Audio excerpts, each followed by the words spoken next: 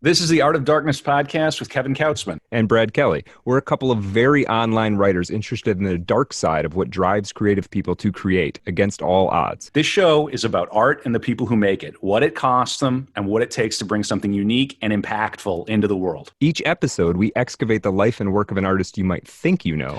Don't worry, they're all safely dead. On every episode, we try and find out just what the hell was wrong with them and how they worked through their darkness to create something that lives on after them and continues to move culture. Find us online at artofdarkpod.com and on Twitter at artofdarkpod. All right, we've got some sponsors for the pod now. Wait, what? Every link you need for the things we talk about here is at artofdarkpod.com/sponsors. First up, books. If you're into this podcast, odds are you're probably a reader. We've got links to buy new books from bookshop.org and used books from alibris.com. And if you want to listen to your books, we recommend and use audible.com. It's great, and the catalog is huge. All right. So if you're listening to this, you are online. Maybe you're very online. You probably have a website or are thinking of starting one. Maybe you want a website like artofdarkpod.com. We built that with WordPress, which is by far the most popular way to create websites. And the single best host for serious WordPress is WP Engine. I've personally used them for over a decade now, and I don't host my websites anywhere else. Go to artofdarkpod.com/sponsors and click on the WP Engine link to learn more. Finally, the best way to support the show is at patreon.com/artofdarkpod. Get the bonus After Dark content for every episode, access to the book club, and more. Thanks for supporting Art of Darkness. And I don't think that was too painful. I think we did a pretty good job there. Yeah, that sounded good. Yeah, we appreciate it.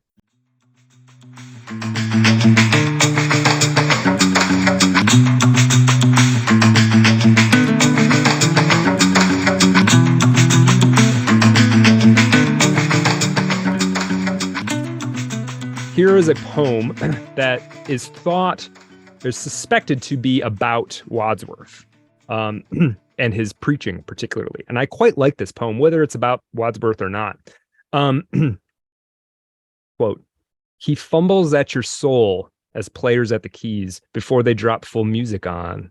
He stuns you by degrees, prepares your brittle nature for the ethereal blow by fainter hammers, further heard, then nearer, then so slow. Your breath has time to straighten, your brain to bubble cool, deals one imperial thunderbolt that scalps your naked soul. When winds take the forests in the pause, the universe is still." Quite like that. Okay. Now, the next person, so that's Wadsworth. The next person she was most likely in love with is a guy named Sam Bowles. Sam Bowles. Now, here's the thing. She didn't fall in love with just any yokel who walked by, right? No, just some handsome lad that happened to walk by her window. Again, Wadsworth, one of the most famous preachers in the country. Sam Bowles, this next guy you're going to see, is a killer. Okay. He is the one-man machine responsible for the Springfield Republican newspaper. Okay. This is the newspaper of record for not only Amherst, but at the time, all of New England. Right. Okay. This is Sam Bowles, a guy she purportedly fell in love with. Now, Sam Bowles, how he came into Emily's purview is Sam Bowles, as a reporter and out of just interest, liked to be adjacent to power. And we have to remember that Emily Dickinson's father was a powerful man. He was an elected official in multiple positions throughout his career. So Sam Bowles kind of became friendly with Edward Dickinson, but he was younger than Edward, so he became friends with Austin, who was also a prominent lawyer. That's Emily's brother, and Susan, and thereby became friends with Emily. And so Emily actually saw a lot of him in person in the late 1850s. So let's see. So now one thing about the Springfield Republican. The Springfield Republican, I think, still exists. It has a different name in its digital element. He would sometimes, apparently, and it was a daily newspaper, he would sometimes write the entire newspaper. Like, could you imagine? It's literally just like one dude's Substack Yeah, Right. seriously. Yeah. But it wasn't just like a weird broadside. And I'm the weatherman. And Right, it's right. looking, Yeah, I don't know, exactly. it's looking a little cloudy today. Right, And I right. think it might Right, rain. And right, right. I don't know. And then here I got the classifieds Yeah, over here. And yeah. Miss Marble is selling her marbles. Right. And Right. Right. Yeah. But yeah, he was I love a that. I love that yeah, old timey right. Americana kind Yeah. of. Yeah, Yeah, it's yeah, beautiful. cool. Now Yeah. here's something interesting. I got kind of interested, like the Springfield Republican, huh? And there was a footnote in this book, and I was sort of like, what's going on there? What do they mean? Why are you calling a newspaper the Republican? That's kind of, as somebody now caught up in American politics circa 2020. You mean somebody with an like an effective IQ of 70? Is Yeah. that what you mean? Somebody who literally doesn't know what words mean. Yeah, but hold on. Yeah, you mean a normie? Okay, yeah, go ahead. Yeah, but this is interesting. Okay. Now, what the question, does it have anything to do with the Republican Party? It shouldn't have to, right? But it does. Okay. 1855, Sam Bowles called for the founding of a new party that would abolish slavery, suggesting it be called the Republican Party after the newspaper. Oh, wait, okay. So is the party named after? Okay, go on. Emily's boyfriend, sort of, gave the Republican Party its name, and according to Richard Sewell, though you won't find this on the Republican Party's Wikipedia page, the party was founded in part in Edward Dickinson's Washington, D.C. office. So her dad was like the first of like a half dozen official members of the Republican Party. Huh. Isn't that just an interesting footnote? There are right? only 25,000 to 50,000 people alive at a given time, and we cover all of them on Art of Darkness. Yeah, I just thought that was... I didn't expect this to go that direction. You know, isn't that funny that one of the two major American political parties took its name from a piece of mass media? Yeah, isn't that interesting? It's very curious. I don't think it means anything at all, Kevin. Doesn't mean anything. It just the newspaper is what the party is called. Right. Yeah. That couldn't point toward anything essential and important in terms of understanding how power and government operates. Of course not.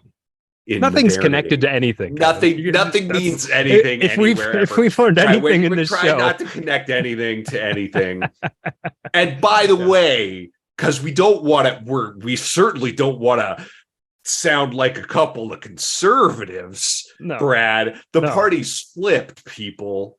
Remember, the Republicans, the Republicans were the Democrats of yesterday. No, the Republican. I mean, part of the impetus, I'm no expert in this, was the calling for the abolition of slavery. So yes. Here's a description of Sam Bowles, because I think this is from a friend of his back in the day. Sam Bowles, quote, Sam Bowles was a man who could unite an entire and lifelong loyalty to one woman, the partner of his life, the mother of his children, and the mistress of his home, with intimate and mutually helpful friendships with other women. His closest intimacies were the women of a characteristic New England type of fine intellect, an unsparing conscience, and a sensitive nervous organization, whose minds have a natural bent toward the problems of the soul and the universe, whose energies, lacking the outlet which business and public affairs give to their brothers, are constantly turned back upon the interior life, and were at once stimulated and limited by a social environment which is serious, virtuous, and deficient in gaiety and amusement. There's naturally developed in them high mental power and almost morbid conscientiousness, while, especially in the many cases where they remain unmarried, Emily, the fervor and charmer of womanhood are refined and sublimated from personal objects and devoted to abstractions and ideals.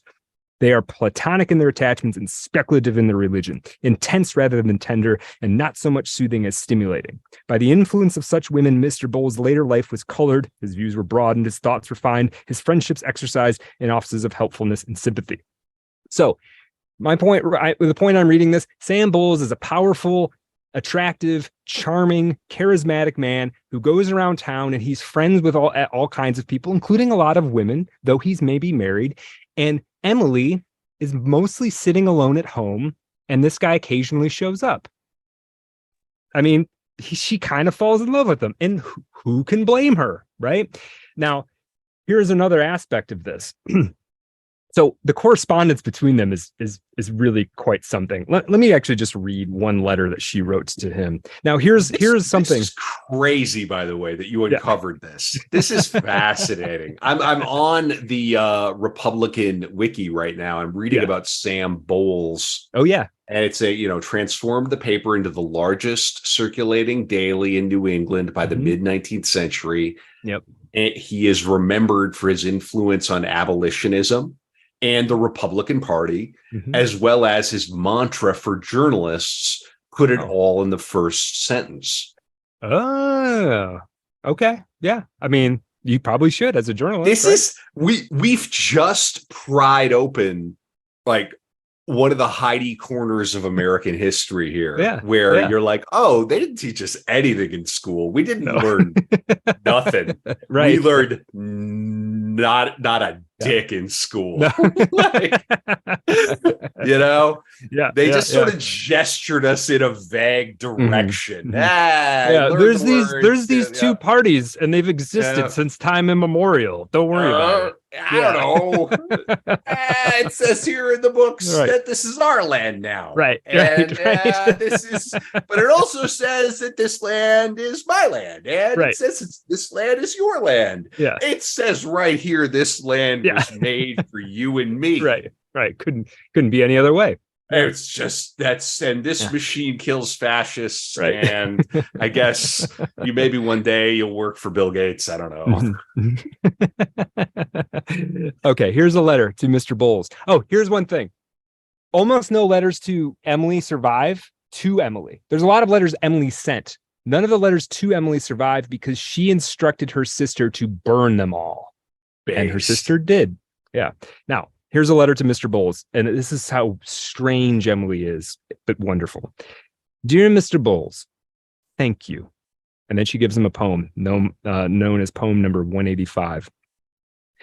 Faith is a fine invention when gentlemen can see, but microscopes are prudent in an emergency. Okay. And then she continues, you spoke of the East. I have thought about it this winter. Don't you think you and I should be shrewder to take the mountain road? That bareheaded life under the grass worries one like a wasp. The rose is for Mary, Sam's wife. And then she just signs it, Emily. Now, there are a number of letters, but I read a bunch of them, and I'm not going to read, for the sake of time, I'm not going to read any of the other letters between Emily and Sam Bowles, but there are times where she does seem sort of like an obsessed girl. Remember that meme with the crazy, quote unquote, crazy girlfriend? With the bugged out eyes. There were moments where I felt like that with her, where she's just sort of intense. I mean, you've got this sort of genius, but sort of love struck and possibly sex starved woman who's writing these letters to this powerful, charismatic man. She gets a little crazy. And no judgment of that. It's just, you can kind of imagine it. Right. And his, oh boy, can I. Yeah. Right. And his responses to her are friendly, but don't seem to be particularly encouraging of this line, as you might imagine. Sure. Yeah. Yeah. I imagine too, by the decorum of the age, he has to respond to her. You can't just not respond. Plus, he wants to be friends with Edward, her father. That's what I mean. With her. Right. So he can't just not respond. Now, sure. She was sending don't ghost to Dickinson. Right. Exactly. Yeah. Now, here's another thing. Okay, so let's presume that she was in love with him, as many biographers seem to think. There was another thing that she was interested in him about. He happened to be the one-man machine behind the largest newspaper in New England, which happened to, among other things, publish poetry. So, why can't she be in the Springfield Republican? Can you imagine, like, where you pick up the local paper? Yeah, you're gonna pick up it's Thursday morning in America. Yeah, the sun comes up. Coffee costs a dime. Right, right. For your large iced Americano costs a dime, and you pick up the paper and you're looking at property. Yeah, the internet never happened. You're looking at property. And the 3-bedroom, 1-bath down the street is going for $48,000, and you're shocked, right? and you're losing your mind at that, and you're frustrated. And then there's a poem on the other page, and that soothes your spirit. Right. That was within reach. We had that in our lifetimes. Oh, yeah. That's what was taken away from you. Right. Oh. You want to hear one of the poems I want that to he hear one of the published in the Springfield poems Republican? that was published in this. Yes, very much. More than anything, Brad. Quote, I taste a liquor never brewed, from tankards scooped in pearl. Not all the Frankfurt berries yield such an alcohol. Inebriate of air am I, and debauchee of dew, reeling through endless summer days from inns of molten blue. When landlords turn the drunken bee out of the foxglove's door, when butterflies renounce their drams, I shall but drink the more, till seraphs swing their snowy hats and saints to windows run to see the little tippler leaning against the sun. That's one of the poems that Sam Bowles did publish. He published them sort of begrudgingly. He was sort of like, fine, okay. He had no insight into the fact that she was doing anything interesting at all. That's an insanely pagan, dangerous poem. This is the thing. Depending on your definition of pagan, Emily Dickinson is a pagan, for sure, right? I'm kind of picking that's what I told you. Kind of hot topic, witchy girlfriend, go to the Cure kind of concert kind of vibe from good old M. Now, this relationship sort of dwindles over time, as one does. I mean, you can imagine. Well, he was a Republican, Brad. Right. right. No, but she didn't feel like he was responding to her poems. I think this is partially why. Also, eventually an unreciprocated romantic relationship, you gotta give it up eventually, right? You give it some time and nothing happens and you move on. But also, he wasn't really doing much with the poetry. He wasn't really responding to it. But let me read a little bit towards the end of this. Quote, to put the letter in its setting, Bowles had apparently just visited the Dickinson. This is about 1877. So Emily is, what would she be, 47 years old? So this is much later. The Dickens had hesitated between borrowing a book about Theophilus Parsons and borrowing a copy of Junius, or perhaps they had been offered him as gifts. This is the time when, according to family story, so 1877, Emily is locked away in her room, right? And Sam Bowles has come to visit after many years. They've known each other 20 years. According to the family story, Emily had at first declined to see him. So he shows up and she just says, no. And he apparently shouts up the stairs, Emily, you damned rascal, no more of this nonsense. I've traveled all the way from Springfield to see you. Come down at once. And down she came, we are told, and was charming and sociable. I just love that. Like, she could be pulled out of her nest. She could be, if you could do something that would interest her enough, she would come to see you. It's just, she's not going to just engage in all of the petty nonsense that everybody else is spending their days on, per her perspective. She's a little difficult. Yeah. Now, here's good. the last. Good for her. Why not? Good. Why not? Yeah. Maintain. I mean, she owned herself, in a certain sense. Sure. Here's a I think might be the last letter she wrote him. This is and includes, well, let me just read the whole letter.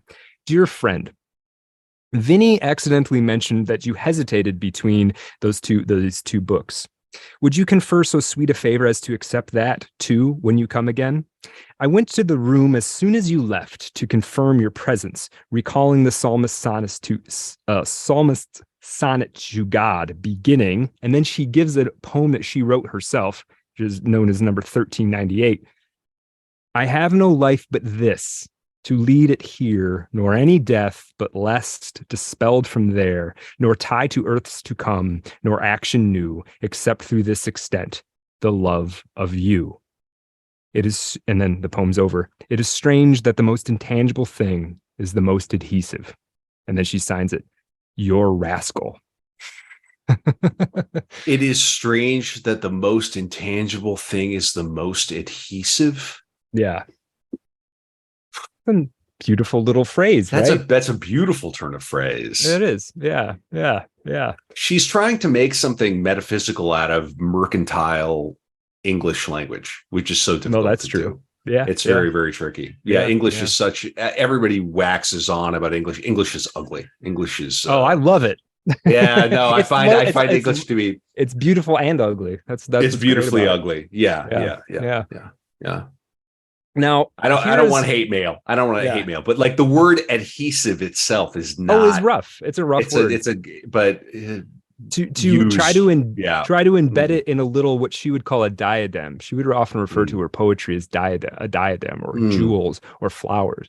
To embed it in a diadem, it is strange that the most intangible thing is the most adhesive, right? It's just it's nice. Now, lovely. Okay, I'm going to finish the love part, and then we're going to move on to another reason why she might have been a recluse. There are a series of 3 letters that no one knows for sure who they were supposed to go to that were found among her records. It's not clear if all 3 of them were even sent to people. There are multiple drafts of them, and these are called the master letters. She was writing to some master Papa, it's a polling. She was writing to some man who she referred to as master. Woo! And these are clearly love letters. Oh, I gotta get. Goodness. Yeah. Let me read from the biography. I'm going to fan myself with my latte here. Yeah. I got my 3 draft letters. Quote, 3 draft letters, unusually long for her maturity, were found among Emily Dickinson's papers after she died. 2 in ink with corrections in pencil, 1 in pencil throughout, and all directed to a man she called Master, otherwise unidentified. The 2 in ink seem ready for posting, although there is no evidence that any of them ever was. They are in the handwriting of the late 1850s and early 1860s, and a mention of her dog Carlo in one of them confirms the date as of that period. You see how they had to construct her biography? Oh, she mentions her dog in this letter, so it must have been roughly around this time, right? So no diary, no autobiography, nobody's tracking her day to day. I see. Most of these letters are from biographers going out to people they knew she knew and basically being like, did your great grandmother leave any letters from Emily Dickinson? Damn. Oh yeah, going into old cases of. Yeah. Oh yeah. I think she did have a letter, right? And you're okay. Sure. Wow. By the way, that's biography. That's biography. That's history. That is how history compared to that, we're just screwing around. Yeah. No, we were just truly. Yeah. Austin and Vinny winnowed out 6 sentences. That's not what I'm interested in reading. Hold on. Let me give you part of the first master letter. Now, the 2 leading candidates for who the master was are Wadsworth, the famous preacher, and Sam Bowles, but nobody knows for sure. And there's circumstantial evidence indicating it could have been one or the other. With Sam Bowles slightly in the leader, has slightly more circumstantial evidence, but there are things that indicate it could be to Wadsworth. Here, let me read you this one. Dear Master, quote, Dear Master, I am ill, but grieving more that you are ill. I make my stronger hand work long enough to tell you. I thought perhaps you were in heaven, and when you spoke again, it seemed quite sweet and wonderful and surprised me so. I wish that you were well. I would that all I love should be weak no more. The violets are by my side, the robin very near, and the spring, they say, who is she, going by the door? Indeed, it is God's house, and these are gates of heaven, and to and fro the angels go with their sweet postilions. I wish that I were great, like Mr. Michelangelo, and could paint for you. You ask me what my flowers said, flowers being her poems, and then they were disobedient. I gave them messages. They said what the lips in the west say when the sun goes down, and so says the dawn. Listen again, Master. I did not tell you that today had been the Sabbath day. Each Sabbath on the sea makes me count the Sabbaths till we meet on shore. And whether the hills will look as blue as the sailors say, I cannot talk any more tonight, for this pain denies me. How strong when weak to recollect, and easy quite to love. Will you tell me, please to tell me, soon as you are well? Now, she wrote another one. I'm just going to read another little bit, and then we'll kind of move on from this, because this is quite a nice letter, I think. Master, if you saw a bullet hit a bird and he told you he wasn't shot, you might weep at his courtesy, but you would certainly doubt his word. 1 drop more from the gash that stains your Daisy's bosom, she's Daisy, then would you believe? Thomas's faith in anatomy was stronger than his faith in faith. God made me, Master. I didn't be myself. I don't know how it was done. He built the heart in me. By and by it outgrew me. And like the little mother with the big child, I got tired holding him. I heard of a thing called redemption, which rested men and women. You remember I asked you for it. You gave me something else. I forgot the redemption and was tired no more. No rose, yet felt myself a bloom. No bird, yet rode in ether. And it goes on. I mean, it's multiple pages long. That line, I didn't be myself, is Right? ridiculous. That is some next level. That's what you're after as a writer. Yeah. Yeah. It's very, What she meant is, what she's implying, she did not beget herself.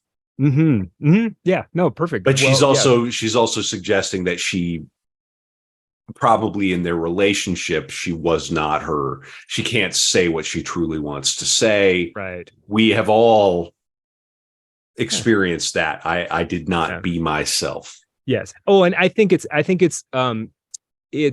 one should not assume that when Emily is writing at her highest register, as she is there, that anything means just one thing. No, of course. Yeah, it's all crystal. It's crystals that you're refracting light through, and then 3, 4, 5 things can be meant in any one phrase. Now we're going to move into another reason supposed by various biographers and scholars to why she would have become a recluse.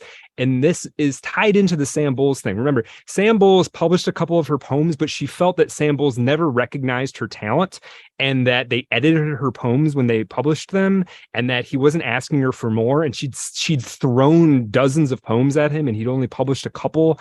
And so she sort of started to give up on it. And some people have said, well, maybe she became a recluse because she felt rejected as a poet and she thought there was no hope for her in this world, right? Now, we're going to talk about that. We're going to unpack that. And I don't think that's accurate, but there's an interesting story there. But first, I need to take a bathroom break. So Kevin, vamp for a minute to a minute and a half. You know that I can vamp. Go ahead, take that bathroom break. We're going to be good. I hope everybody is enjoying Brad's core episode of Emily Dickinson on this episode of Art of Darkness.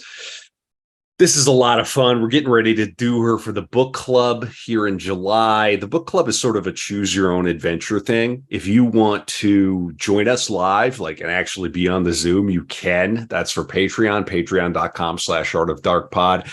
Or you just sign up for Patreon and then listen back to the recording that we make of that.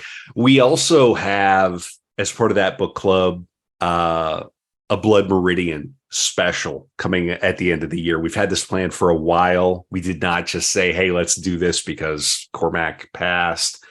That's been planned for a hot minute, and Aaron Gwynn is going to join us on that episode in December of 2023. I personally cannot wait for that. It's been a long time since I read Blood Meridian.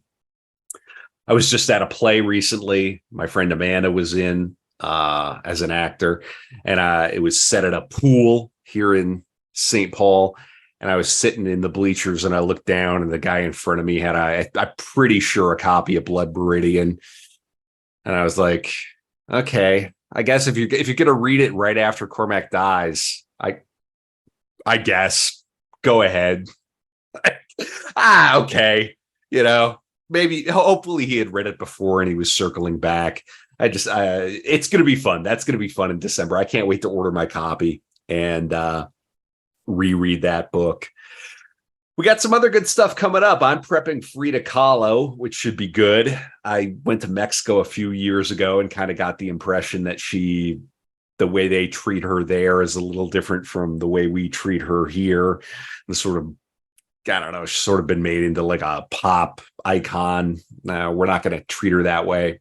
On Art of Darkness, Brad, I was just talking about Frida Kahlo. Yes. I spotted a copy of Blood Meridian in the wild recently, and I was sort of like, okay, well, should have been reading it before the man died, but I'll allow it. You can do it. Hey, man, So, you still came to it, right? Hey, Yeah. hey. At least they're reading. Yeah, that's fine. It's fine. If you haven't Sure. read it yet, don't don't hold like, oh, Oh, it's not true to read it 100%. now. Yeah, no Read it. judgment. Hell Yeah. yeah. Get Yeah. it in, because in December, the book club is gonna be a banger. That'll be Gwen is interesting. gonna come in hot. Yeah. I have no idea. That's probably gonna be like a multi-episode. I don't even know how that's gonna look. I think it's gonna be an episode that you, Gwen, and I do. Then we'll do the book club. Yeah. We have to figure it out. Yeah, and then we'll treat it as a dark room, and what we'll do is we'll just say the word Faulkner at the beginning, and then it'll just be about it's our show. We can do whatever we want, and then next year, obviously, we'll do Cormac next year. Yeah, I'm terrified, but we'll do it. Okay. I vamped. I got a cold, Brad, and I vamped for you because I appreciate it. Hey, when nature calls. Yeah. No, and I got to be focused. I got to be dialed in. We are getting there. Telling the story of Emily Dickinson. Now, as I said, multiple reasons have been put forth for quote unquote reasons for Emily Dickinson's seclusion, reclusion, becoming a hermit, etc. We talked about the various loves of her life, including Susan, the preacher Wadsworth, and Sam Bowles. There are a couple of others, and we may get to them, but those are the most prominent ones. And Leonard Humphrey, the man who died of brain congestion as well, and a couple others in her youth that we didn't even discuss, because there's literally, she had several people who she would have wanted to be her lovers if they weren't. The other reason, poetic rejection. This idea that, she's trying to get her poems into the Springfield Republican. They sort of do, nothing happens. They get butchered up. They get no response. Maybe she just gave up, right?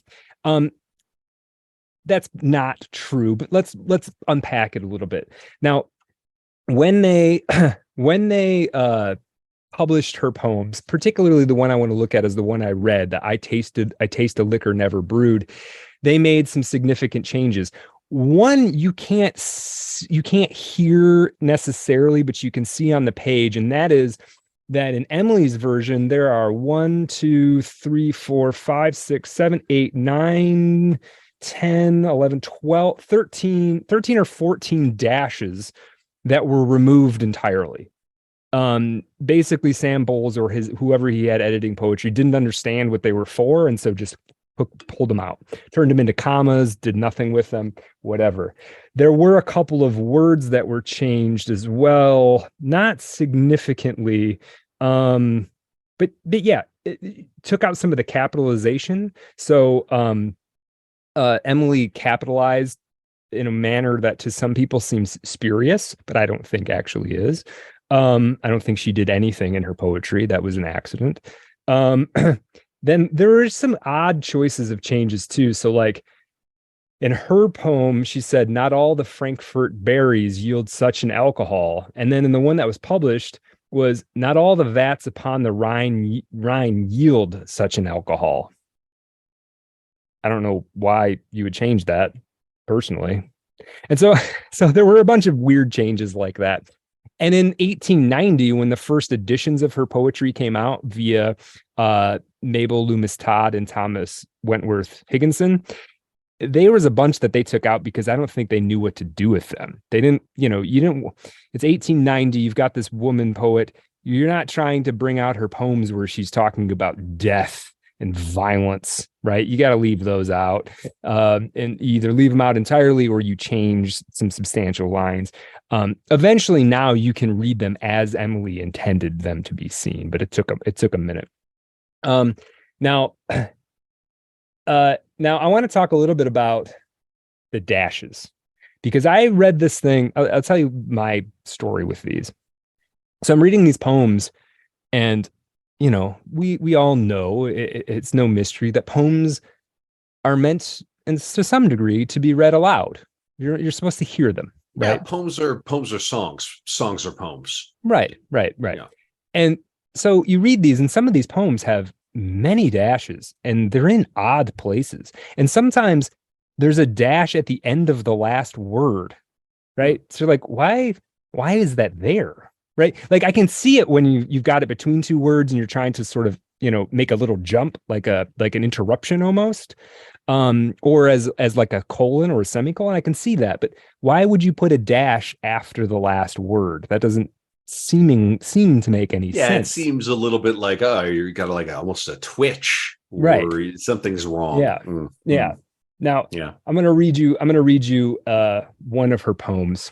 This is one I quite like, and I think this is an important statement from her, this poem. I don't think that all of her poems are autobiographical. I think some of them she's posing, or she's a character, or she's the little girl, or whatever. But I think this one is for real. This is my letter to the world that never wrote to me, the simple news that nature told with tender majesty. Her message is committed to hands I cannot see. For love of her, sweet countrymen, judge tenderly of me. Okay. Now, when you read the first publications of this, it only had one dash in it. And this was after the line that never wrote to me. Okay. Now, in her version, it has 1, 2, 3, 4, 5, 6 or 7 dashes. Okay. Now, as I was saying, it's kind of confusing. Well, okay, what are all these dashes doing? And some of them are very strange. For instance, in that poem, it's for love of her dash sweet dash countrymen.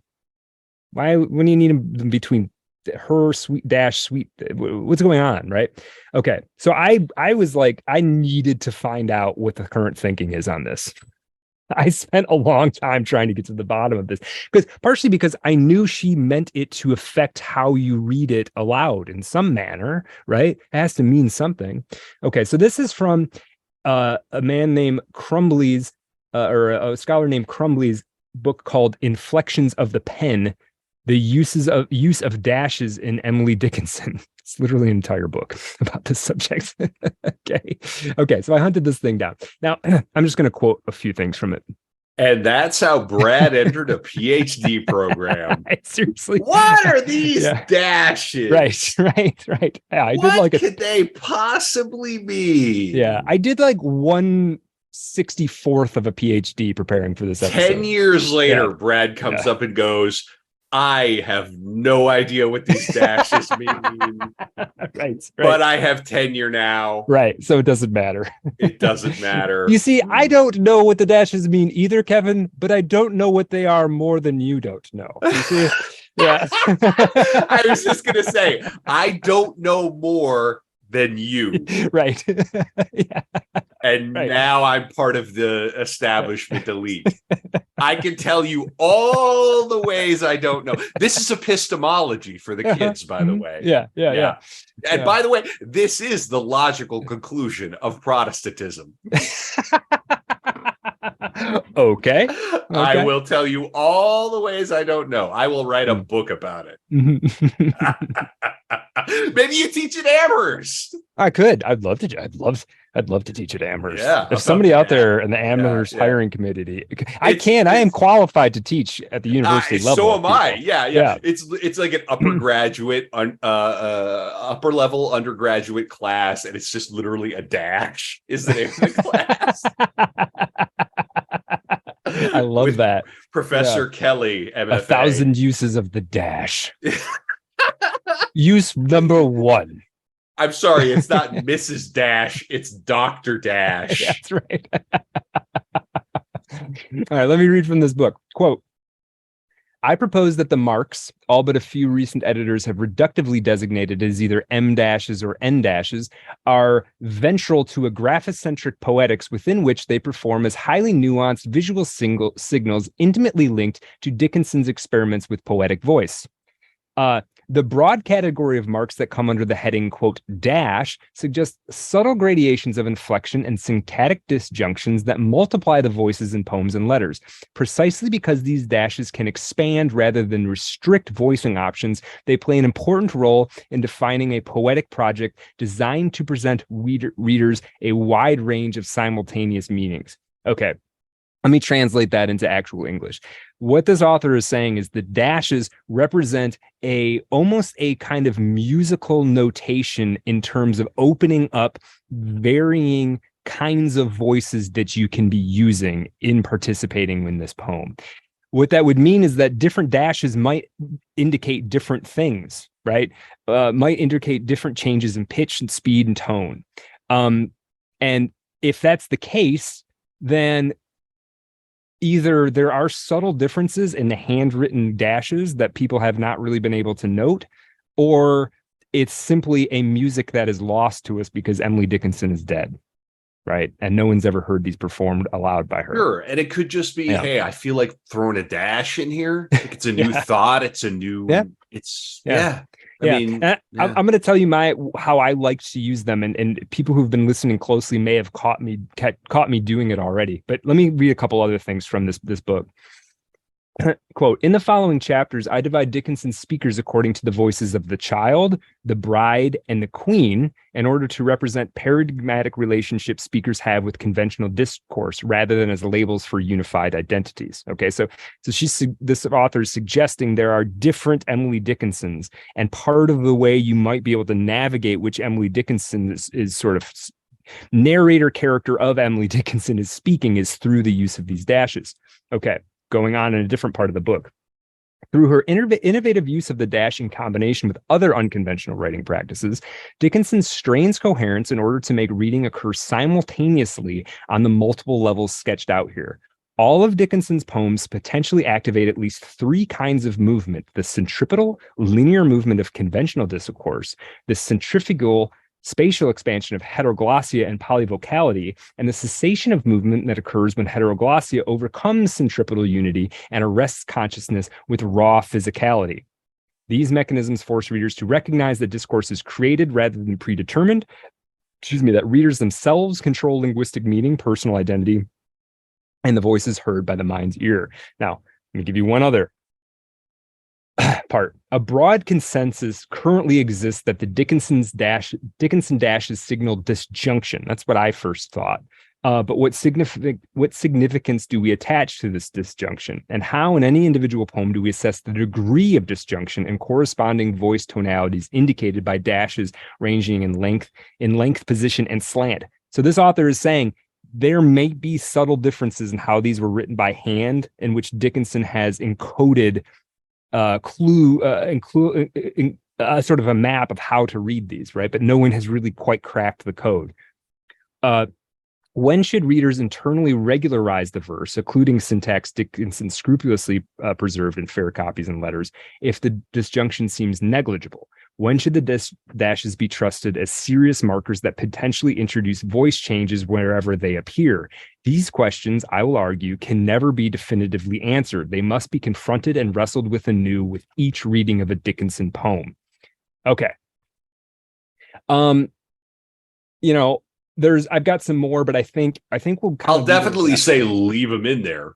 Don't mess around with them. There's no point. That's how she wrote them. There's literally nothing is gained by taking them out, right? Because as a reader, if you want to just pretend they're not there, you can pretend they're not there, and you can still have them if you want to try and master it.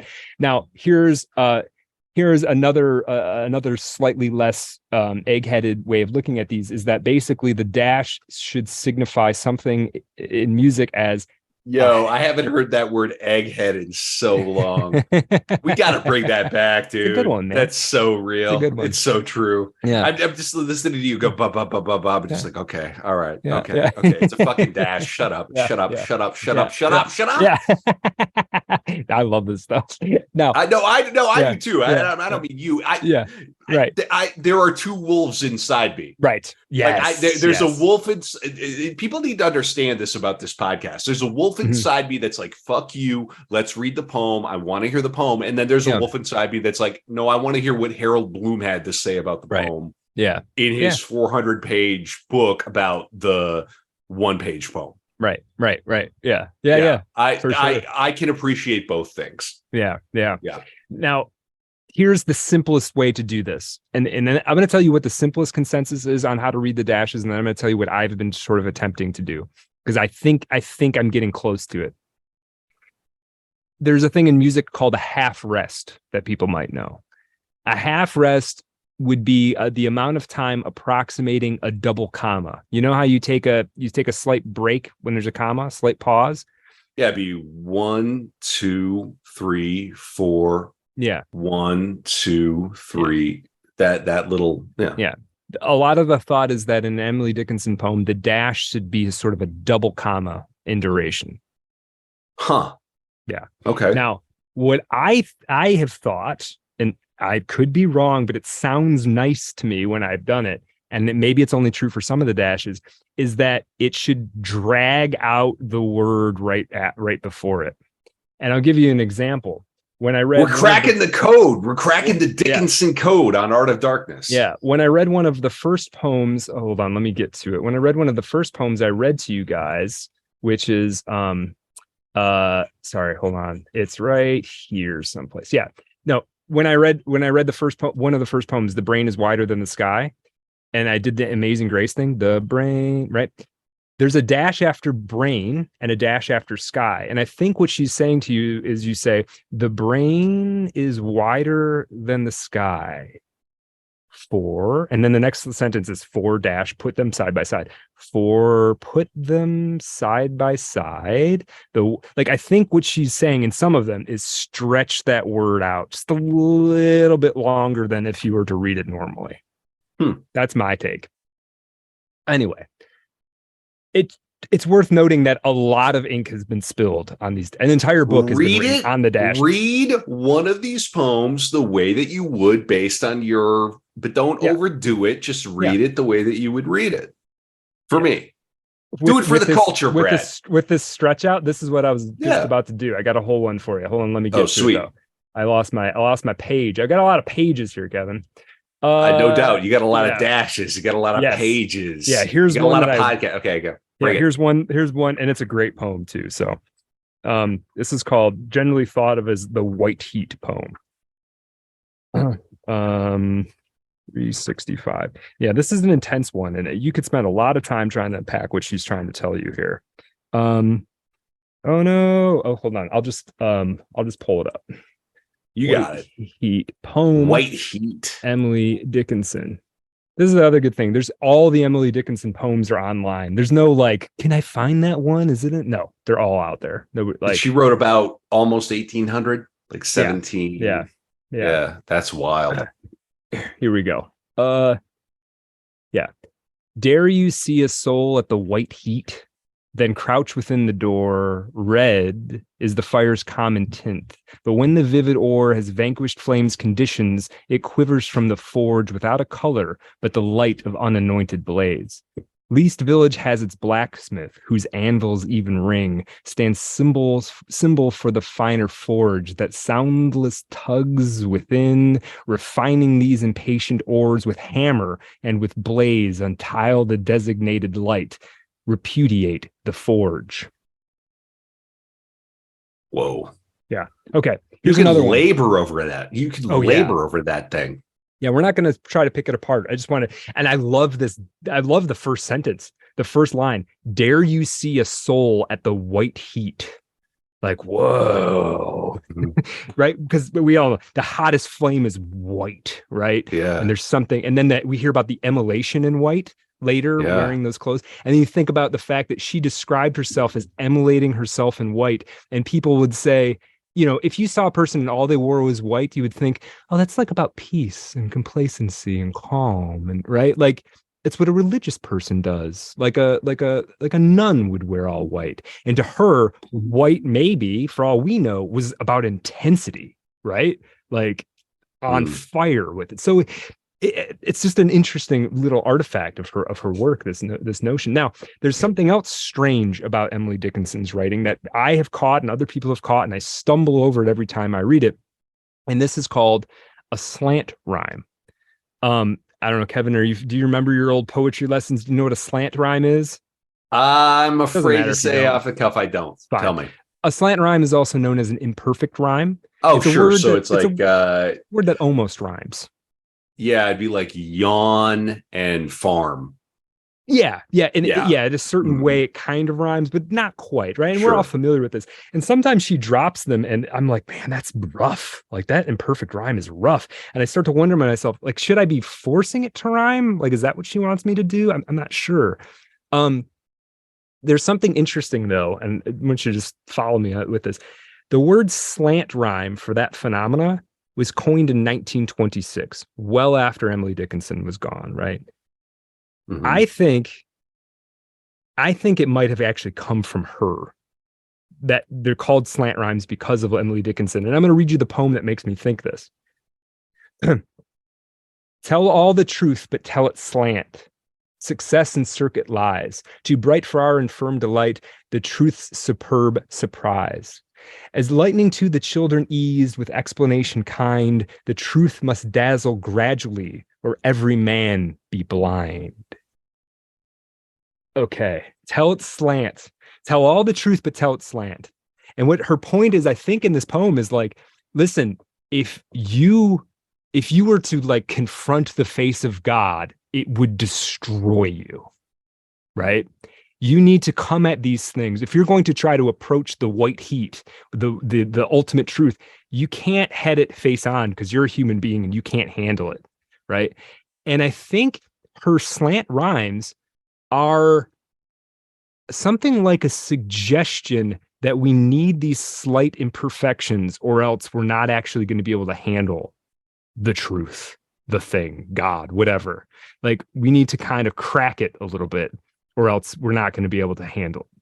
I don't know if that's crazy or not, but I'm so far down the Emily Dickinson rabbit hole that like I don't begrudge her any objective she may have had in writing these poems. But I will say that I think the slant rhymes, in my opinion, after reading all this, are on purpose. You're not supposed to try to make them rhyme, and they're part of a larger objective that she has. I'll just leave it at that, I think. Okay. This is mystic. She's mystical. 100%. Yeah, I'm 100%. sold. This is fascinating. Yeah. Okay. And this is what I love. Very heavy.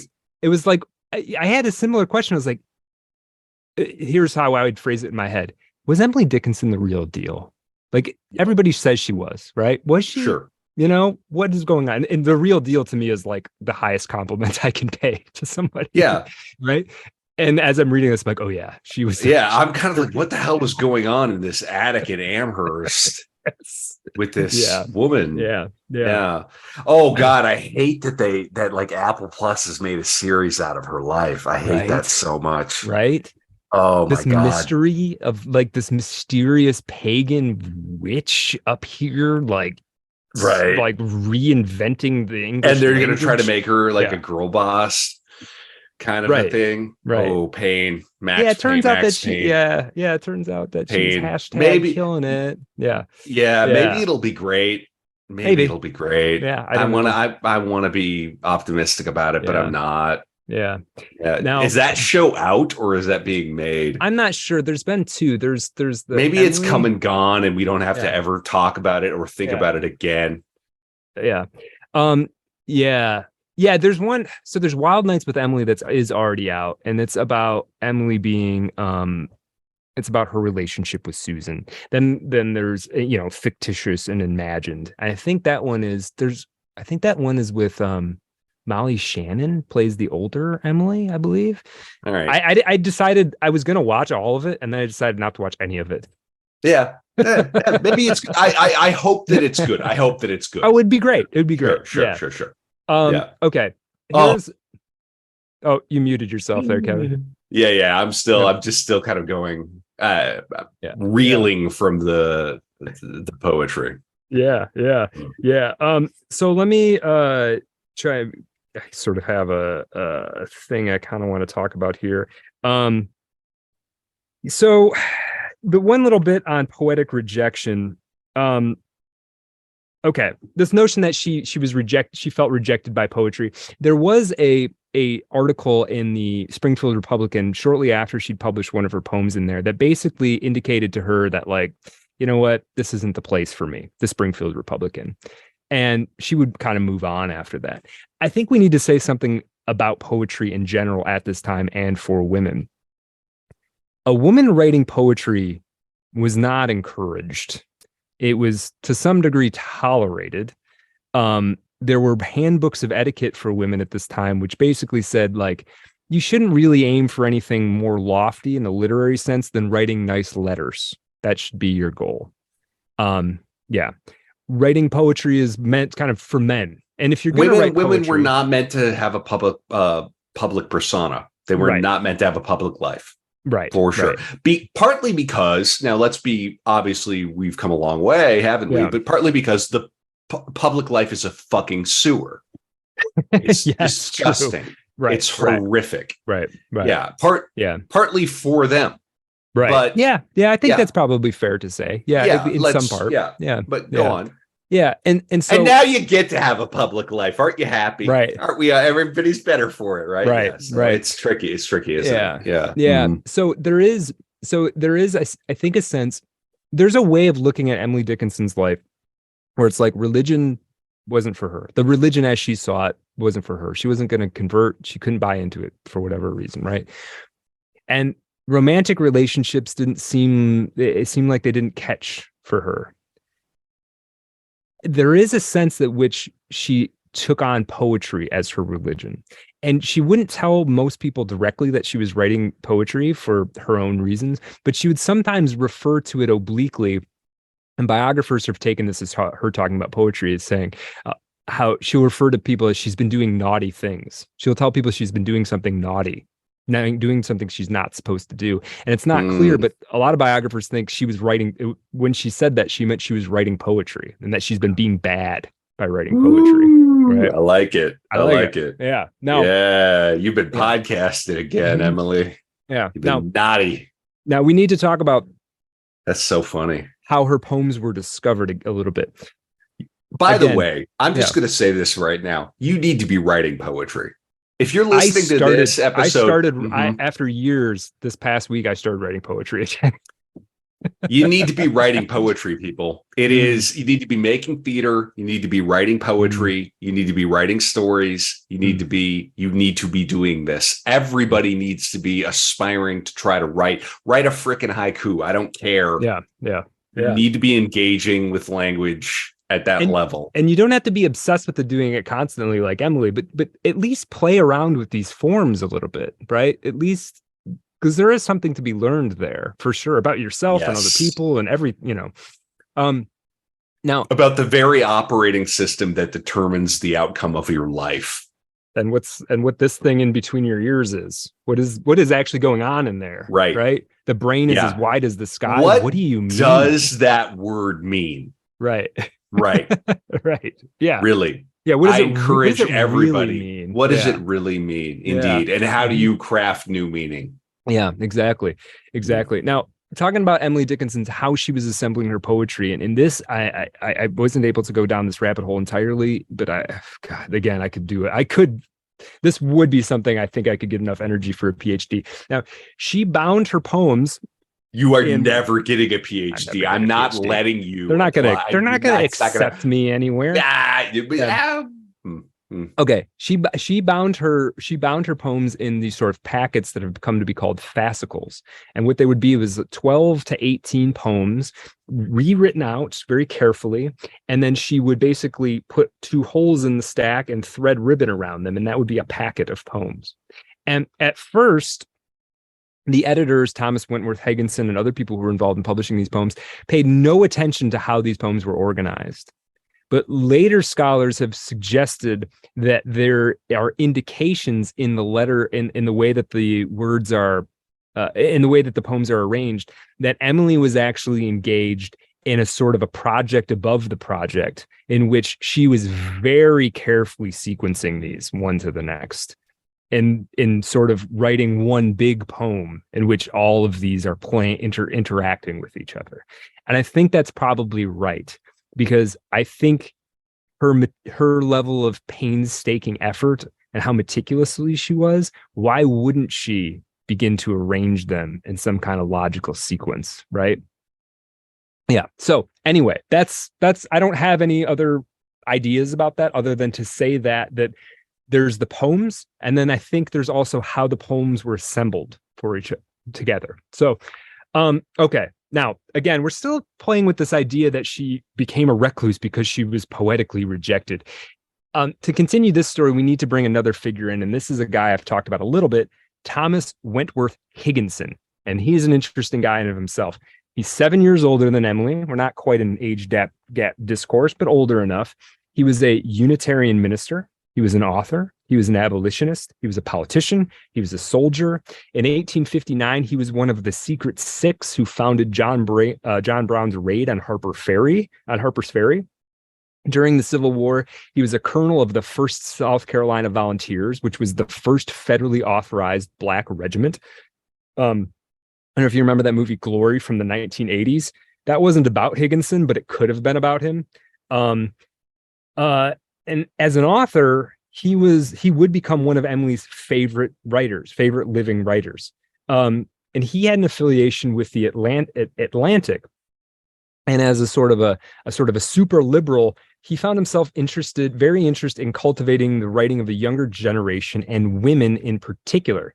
He published a letter in the Atlantic that's entitled Letter to a Younger Contributor, and basically encouraging the younger generation to step up as writers.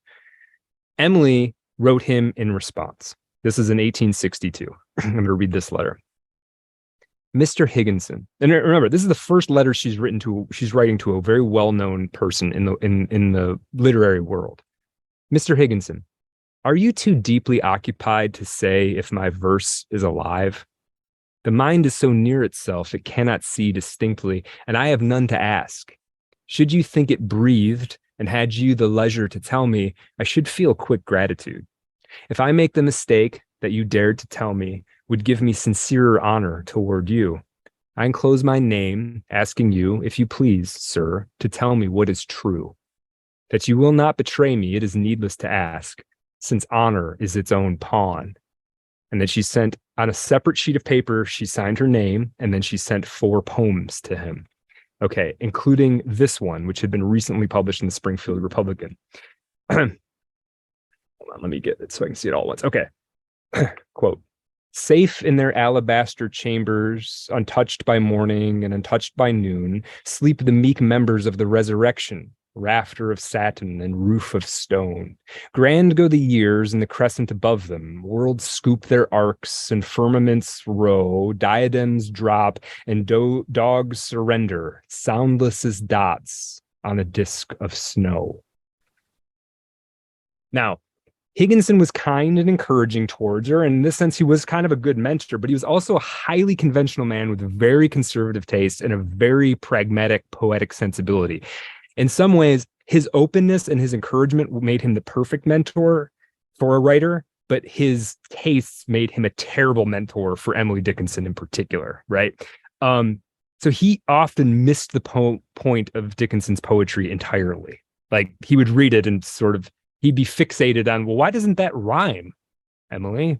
What do you, meanwhile, she's like saying the most, she's writing like Nietzsche level philosophy in one sentence. Right. Psychology. She's getting to the very essence of what it is to be human, and he's not getting it. Yeah, he's just not getting it. Now, sometimes the teacher and the pupil don't match, and it's nobody's fault. Yeah, exactly. Yeah, exactly. Now, she would later say that he saved her life. And I think what she meant by this is he continued to, his correspondence with her was very encouraging, right? And you have to think, she's alone in this room by herself, but she counts as friends in her correspondence as a historically significant writer and editor, the man who runs the most popular newspaper of the day, and one of the most famous preachers in the country. She counts these people as friends, right? Also, interestingly, Ralph Waldo Emerson was coming through. I think he spoke at an Amherst commencement, and he came to Austin and Susan's next door for drinks or whatever. And Emily decided not to go. It's one Emerson. Of the most. Who needs him? Right. Go back to the pond. Right. That's Thoreau. It's a different guy. Right. Oh, yeah. You're right. You're right. Oh God. Now I got to edit the episode. Right. Yeah. Now, she tended to pose in her letters to him. So this is the other thing. When she's writing a letter, you don't know if she's telling you exactly how she feels and thinks, or is this her presenting herself in a particular way? Even her brother Austin would say she was very careful about how she came off to people. And didn't necessarily feel any obligation to hew to the truth, right? As one does as a writer. She wanted to be seen, it seems, in these first letters by Higginson as sort of an ingenue. Was she romantically interested in Higginson? That's a possibility, though if she was, that very quickly dwindles out of their relationship. She pretended like she didn't know what she was doing, which is kind of interesting. Like, she had all these poems she'd written, and then she writes to Higginson like, I don't know, is this good? You know, meanwhile, she's got hundreds of poems that she's written, right? And she's, let me read a letter that she wrote to him. That was quite good. Or part of a letter. Actually, hold on. No, okay. Okay, I'm going to read part of the letter I already read. I'm sorry, just this American intellectual line of like people and transcendentalism and individualism and everything. If they could see where it landed us, what do you think they would do? Right. Go back. We got to go back. Yeah. This is not what we meant. Right. Oh, yeah. That's a different episode, but damn. Yeah. Oh, goodness. Where's Waldo?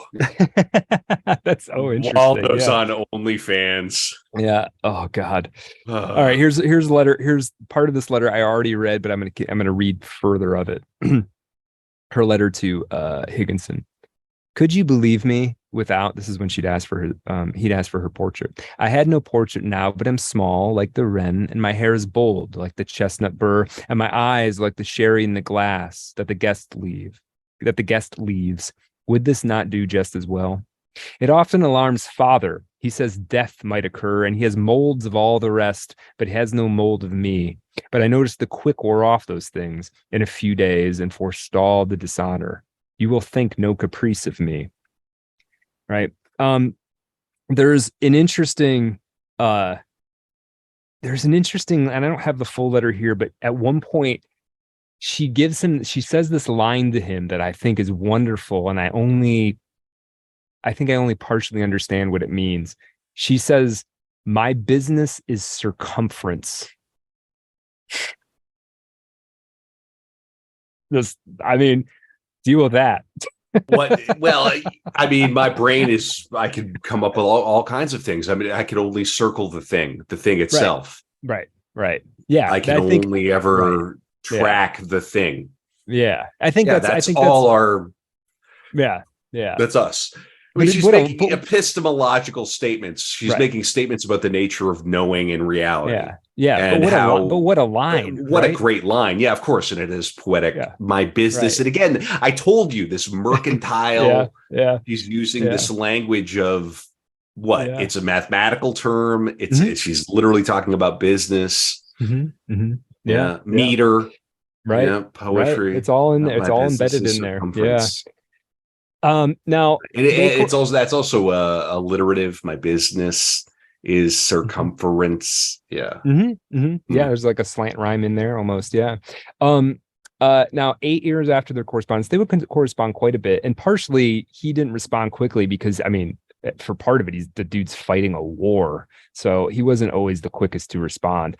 But 8 years after their first correspondence, with much of the childish naivete of her letters and some of the deference, she sometimes would refer to him herself, sign off as your gnome, because he once referred to her as gnomic, and she would then sign letters your gnome, which I think is funny.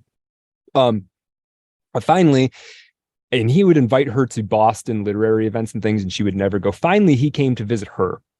1870. And this is a letter. I'll read briefly a letter he wrote before he came to visit her. Sometimes I take out your letters and verses, dear friend, and when I feel their strange power, it is not strange that I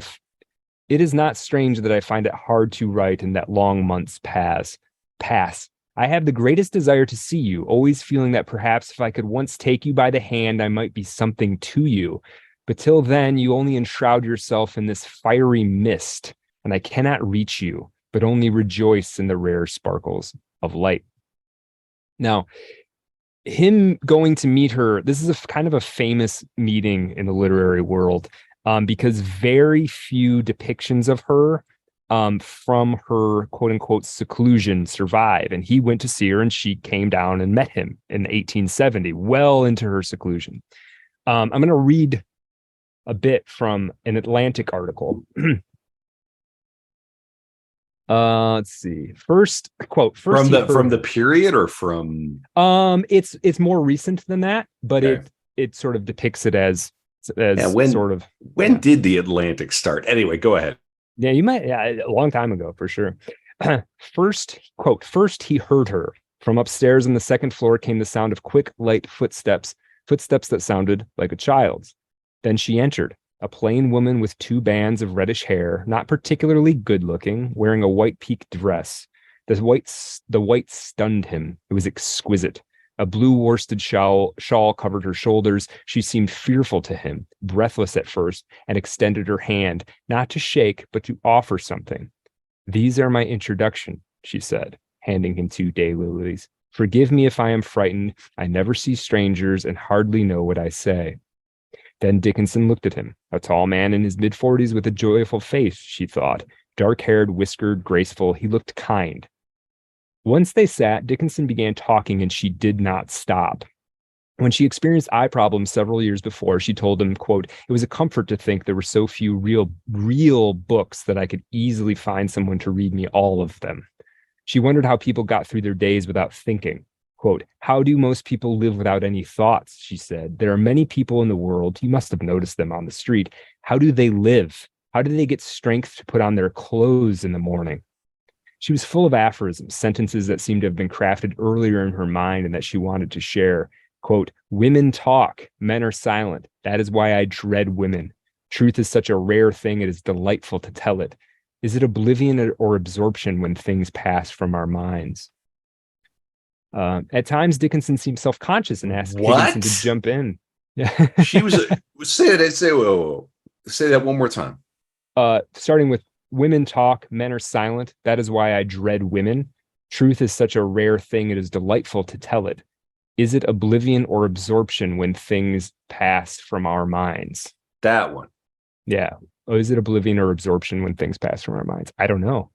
Is it oblivion or absorption when things pass through our minds? Yeah, like what happens to a thought? No, I know. She's right? speculating on the nature of the subconscious. Mm-hmm. There. Yeah. Does it fall into our brains or does it go nowhere? Wow. Right. Right. I don't know. I think don't know either. yes. Right. Yeah. We got a bit of a deep thinker here. Yeah, right. At times, Dickinson, quote, carrying on, at times Dickinson seemed self-conscious and asked Higginson to jump in, but every time he tried, she was off again, and words tumbled out almost uncontrollably. He tried to recall every phrase, every thought, even her tone, humor, and asides. Quote, "My father only reads on Sundays. He reads lonely and rigorous books," she said. Once she recalled her brother Austin brought home a novel that they knew their father would not condone. Austin hid it under the piano cover for Dickinson to find. When she was young, she said, and read her first real book, she was in ecstasy. "This, then, is a book," she exclaimed, "and there are more of them." She boasted about her cooking, and she said she made all the bread for the family, puddings too. Quote, "People must have puddings," she said.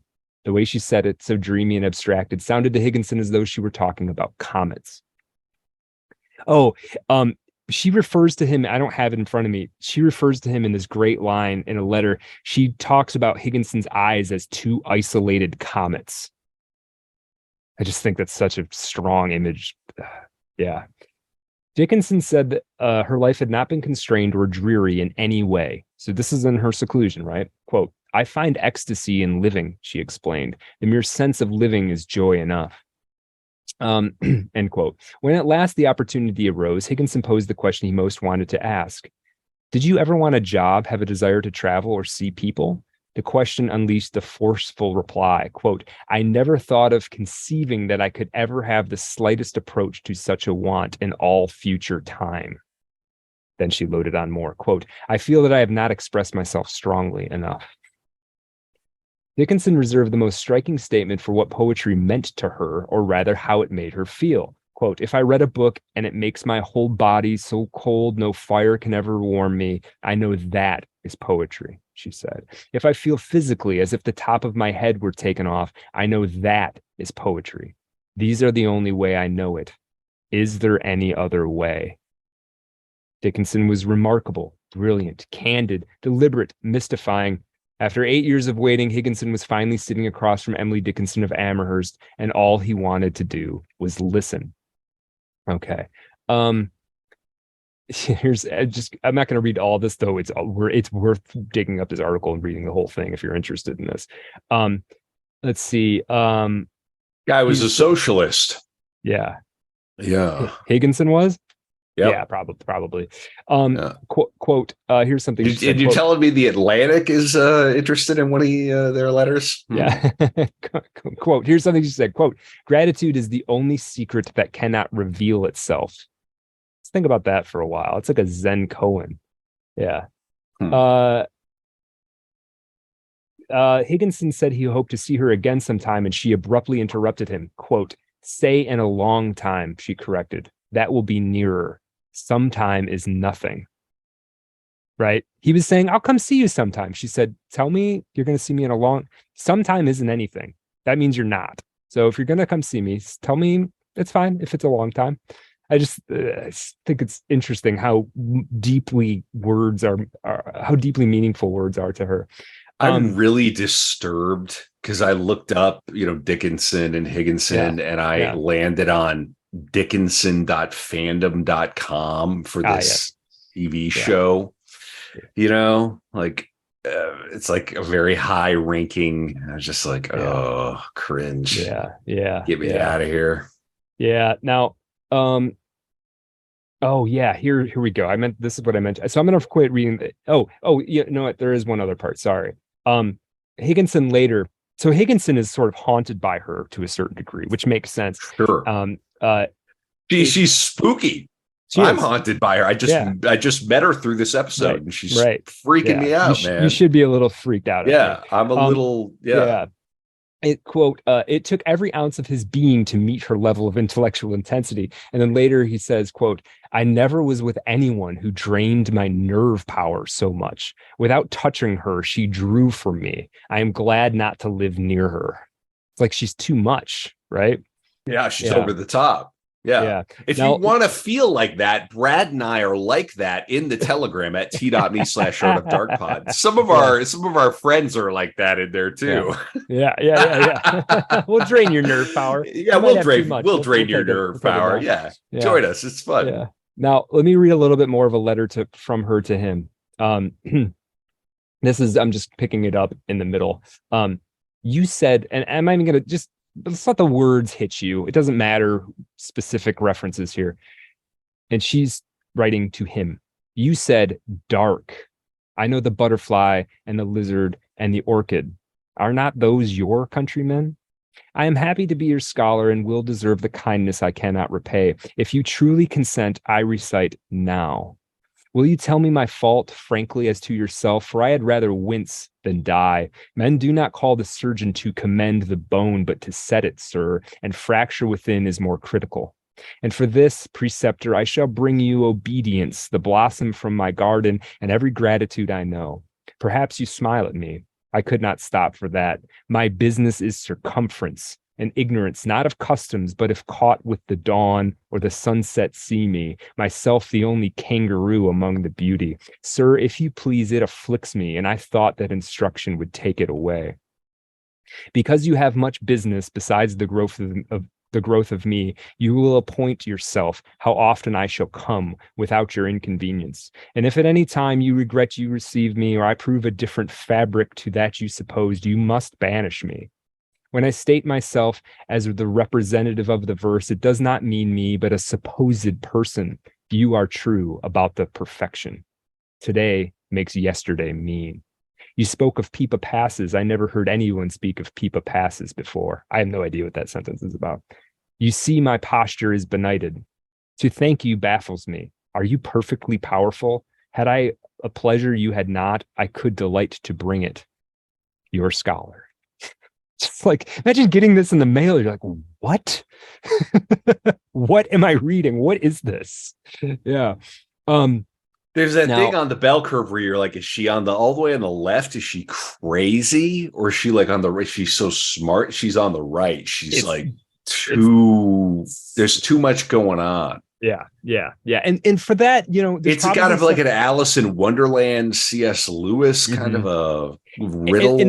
And the trick is, she probably wrote this in response to a letter he wrote, and maybe some of more of it makes sense, but she had all of the letters to her destroyed. So you only have her half of the correspondence. Oh, wow. So it's like, it's difficult to understand what she could be responding to and whatnot, you know? Right. And they're certainly not writing like she's writing. No. Yeah, they're probably writing normal-ish letters. Normal letters. Yeah. How are you? Yeah. They may elevate and try to. I think there was. I mean, I think amongst especially the well-educated, the people who are interested in literature and things, they probably were elevating it to something approximating an art form, I'm sure. Now, after Dickinson died, Higginson would be haunted by this her acquaintance, and would basically reassess her poetry. Didn't necessarily mean that he understood it. Here's the thing about Emily, or Emily and Higginson. To Higginson, writing is a craft. There are rules, there are conventions, there are ways of doing things. And he's not wrong specifically, but to Emily, writing was something more like magic. She thought words could kill people. She thought words could heal people. She was a witch. Oh, you're muted, Kevin. Yeah. Oh, sorry, I'm not muted. I'm just whispering. I was just saying they 100% can. Yeah, they can. Yeah, exactly. She's true. Not wrong. She's right. Yeah. Now here, let me give you 2 witchcraft poems from Emily Dickinson. Quote, "Best witchcraft is geometry to the magician's mind. His ordinary acts are feats to thinking of mankind." Okay, that's one. Here's another one. "Witchcraft was hung in history, but history and I find all the witchcraft that we need around us every day." Damn. That could be the poem for this podcast. Read it again. Read it again. "Witchcraft was hung in history, but history and I find all the witchcraft that we need around us every day." Damn. Yeah. So my part of this point, I'm telling this whole Higginson story. She didn't go into seclusion because she felt rejected as a poet, right? She was continuing to these correspondences. She was continuing to share poetry with people. She was continuing to write poetry. From 1861 to 1862, she wrote 366 poems. This was her white heat productivity period and the beginning of her seclusion, right? Now, here's another thing. Higginson passed along her poetry to another woman named Helen Hunt Jackson. Helen Hunt Jackson was one of the most notable American women writers of the 19th century. So we said Sam Bowles, Springfield Republican, Thomas Wentworth Higginson, who is the famous preacher Wadsworth, and now Helen Hunt Jackson, who was like a celebrity of letters, right? Her novel Ramona, about the federal government's mistreatment of natives, was very, very popular. She was also born in 1830, the same year as Emily. She not only deeply admired Emily's work, but stridently advocated for her and pressured her to publish. So Helen Hunt, you've got one of the best writers and most well-known writers in the country saying, "Please, for the love of God, let me publish this poem someplace," right? Eventually, she gets her to agree to publish one poem, and this comes out in what's called a no-name series. And this Roberts Brothers publishers put out this volume of poetry in which no authors' names were given. Some of the poems were from up-and-comers, and some of them were from established poems. And socially, the game was to kind of guess who wrote what one, right? So Emily agreed to have one of her poems put into that volume. Different times, man. Different times. Yeah, It seems like a very small world, and it still is, baby. Yeah. Oh yeah. Mm-hmm. Yeah. Now, so I was going to read a thing from Helen Hunt Jackson, but I think we'll just move on. I want to read a poem, number 112. So it's early in her career, but it's just one that I like, and I just like excuses to read one. But it's sort of thematically relevant to what we're talking about. Quote, success is counted sweetest by those who never succeed. To comprehend a nectar requires sorest need. Not one of all the purple host who took the flag today can tell the definition so clear of victory. As he defeated, dying on whose forbidden ear, the distant strains of triumph burst agonized and clear. I love that burst agonized and clear. Like, oof, that's a good sentence. There was an early line that I really appreciated. Read it one more time for me, real quick. Success is counted sweetest by those who never succeed. To comprehend a nectar requires sorest need. That one. Yeah. To comprehend a nectar requires sorest need. That's a great line. Yeah. Right. The person who has a glass of orange juice. Oh yeah. Hold on. Let me give you another one. Who appreciates it better? The guy who has it or the guy who doesn't have it? Mm-hmm. Look at this one. Hold on. I wasn't even going to read this one, but let me just give it to you. Water is taught by thirst, land by the ocean's past, transport by throw, peace by its battles told, love by memorial mold, birds by the snow. Yeah, that rocks. What? Yeah. Okay. Now, here's stuff. another. Yeah. I stan Emily D. Me too. I stan Emily D. I'm going to read the whole. I haven't read all 1,700 poems yet, but I'm going to. I got them here somewhere, man. Yeah. I'm ready. I'm ready for book club too for Patreon. Yeah. I hope you get ready as well. Patreon.com/Art of Dark Pod. Yeah. Support independent media. Brad, you're doing a bang up job, man. We're coming into what?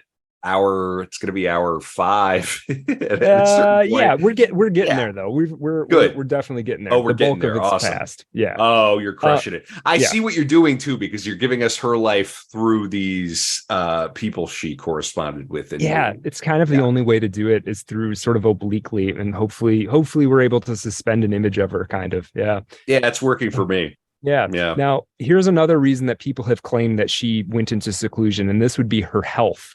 We're going to talk more about this in the After Dark because there's been further scholarship. This is ongoing scholarship trying to figure out what physically, health-wise, what might have been wrong with Emily Dickinson. People have claimed that she was an agoraphobic. Maybe that's true. I don't really know.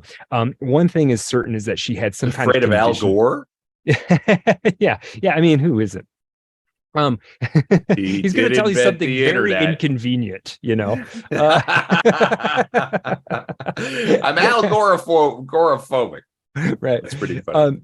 So in 1864, remember, she started to become recluse in 1862. In 1864, she spends several months in Boston having her eyes treated by famed ophthalmologist Henry Willard Williams. Okay. Now, here's something that she said in the letter. The eyes are as with you, sometimes easy, sometimes sad. I think they are not worse, nor do I think them better than when I came home. This is during her treatment. The snow light offends them, and the house is bright. Vinny is good to me, but cannot see why I don't get well. This makes me think I am long sick, and this takes the ache to my eyes. Now, let me read a little bit more here. This is from, I think this is from the Emily Dickinson Museum.org, I believe. Quote, while several theories have been advanced, the most likely explanation for the eye problem is that she suffered from iritis, an inflammation of the fine muscles of the eye. For Dickinson, who feared blindness, prolongation of this illness was agonizing in ways beyond the physical. Her doctor orders for confinement in dim light, no reading, and writing only with a pencil for some reason. Explain why she called her first Cambridge siege 8 months of Siberia. Which even that is this nice turn of phrase. Like she had to go someplace else for medical treatment, and she refers to it as 8 months in Siberia. I love that. Yeah. Okay. Here's another reason why people have said she was secluded. Now, again, on After Dark, we're going to talk about another speculative theory, and we're going to explore it a little bit about an illness that may have afflicted her. It's certainly not proven, but it's worth talking about. Here's another thing that people have suggested was the reason she's secluded. Her relationship with her parents. As we said, her father had somewhat of a reputation of being authoritative, and her mother was kind of a hypochondriac. Maybe their family life was so difficult that like it sort of broke her will against sort of going out and having a life of her own. Austin, her brother, had the opportunity to sort of go out into the world and make a living outside of Amherst, and had decided not to. Instead, he'd stayed home and become one of the most prominent men in town. When he got married to Susan, he was like the most eligible bachelor in Amherst, right? So he'd stayed home. She stayed home. The Dickinsons were homebodies. Here, I'm going to give you a little quote. This is from the Crumbly book about the Dashes, but it's a nice little bit. Quote, biographers generally hold Edward Dickinson, Emily's father, responsible for his son's failure to leave Amherst, and they attribute to excessive possessiveness the pressure he put on Austin and Susan to stay. Actually, Edward Dickinson spent little time with his family and was off on business trips or out to public meetings most of the time. It was certainly his idea that each of his children be sent away for part of their schooling, and Emily's remark that her father was, quote, too busy with his briefs to notice what we do does not convey the picture of a man dependent on his children. Austin, therefore, probably did not settle next door primarily to meet some emotional need of his father. Now, I think let's read a little letter. So basically, this theory that she sort of stayed at home and didn't leave the house because her parents had sort of broken her will, there does not seem to be much merit to that. It really comes out of a story later when Vinnie, her sister, was trying to build up the Emily Dickinson myth. Vinnie was a little bit of a fabulist, right? So she turned my father was kind of a stern, stoic man into my father was a monster, right? Yeah, I think maybe her problem was that she had a sister named Vinnie. Right. And Vinnie didn't marry either, which is interesting to note. And she was eligible and she was attractive. That's a very big bit of a deal. firebrand, though. A very big deal. You're the most prominent man in town, and you have two daughters, and neither of them get married. Yeah. That's something's up, right? Now, Emily's father dies in 1874. I'm going to just read this letter that she wrote to I think she wrote this to Higginson, actually, but okay, quote. The last afternoon that my father lived, though with no premonition, I preferred to be with him and invented an absence for Mother Vinnie being asleep. He seemed peculiarly, maybe that's why I said it early, because she says it here. He seemed peculiarly pleased, as I often stayed with myself, and remarked as the afternoon withdrew, quote, he would not like it to end. He would like it not to end. So normally she's up in her room. This day she decided, on the last afternoon he was alive, she decided to come and stay with him. His pleasure almost embarrassed me, and my brother coming, I suggested they walk. Next morning, I woke him for the train and saw him no more. So the next day he went off to Boston and he died in Boston. This is this line. Imagine this line. You write this father's past and you write this line. His heart was pure and terrible, and I think no other like it exists. I am glad there is immortality, but would have tested it myself before entrusting him. Mr. Bowles was with us. With that exception, I saw none. I have wished for you since my father died, and had you an hour unengrossed, it would be almost priceless. Thank you for each kindness. My brother and sister, thank you for remembering them. Your beautiful hymn, was it not prophetic? It has assisted that pause of space, which I call father. So, yeah. Another thing that people have said was the reason for Emily Dickinson becoming a recluse, locking herself away. But as we see, we've had multiple stories about her visiting with people, right? So how there are shades of seclusion, right? There's living in a cave and no one knows you're there. And there's being a public figure. Emily Dickinson is clearly somewhere in between these two.